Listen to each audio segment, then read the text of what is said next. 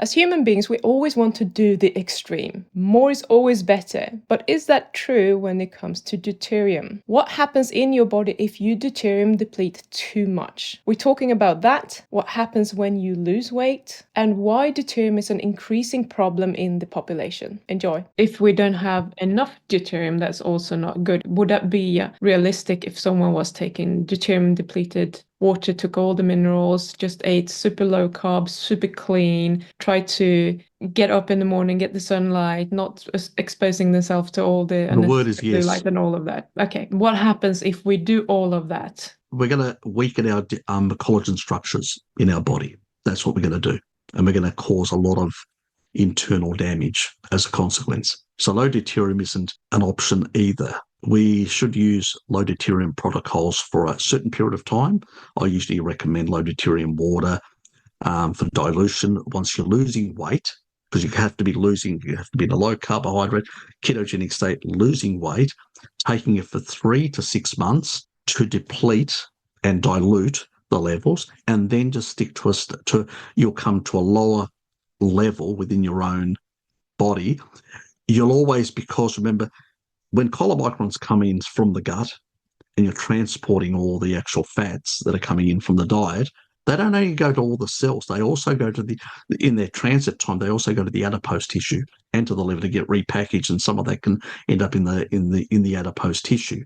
So what your cells are consuming is not only fats from the food but also fats that are coming out of, because you've got you've got hormone sensitive lipase up, insulin further down in a low carbohydrate state. So you're also releasing, fats from your fat cells at similar time. It's a dynamic system, and by bringing in low deuterium sort of elements into your lifestyle and diet for that 3 to 6 months, what you're doing is over time you're diluting the level of deuterium in your system. And so then the diet can do it, because, animal fats are in the middle of that safe zone, around about 115 parts per million, if they're actually clean. The sources are actually grass fed, and they actually are consuming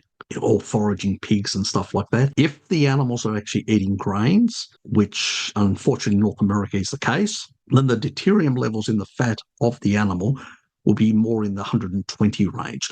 Still safer, nothing to be concerned. If that's all you can afford, that is fine. You may have to if you're consuming those sort of foods because that's all you can afford, then you may have to do more than 3 months of deuterium depletion to sort of balance out the differences, so to speak. I usually only recommend people that when they've actually been exposed to heavy amounts of deuterium in the past, to consider a 3-month protocol or a 6-month protocol, depending on how many decades and how much adipose tissue they have currently. That also is going to play a role. And if you're losing, I want you to be diluting as you're losing. That's the sort of thinking behind my approach to reduce the amount of circulating deuterium in the system to a level where your body can handle it, because your body can handle it. There are enzymes that can actually remove it, even within the Krebs cycle, where you can actually pull out. There are enzymes there that can pull out deuterium and replace them with your regular hydrogen ions. So there's that sort of difference. That's the approach that I would personally take.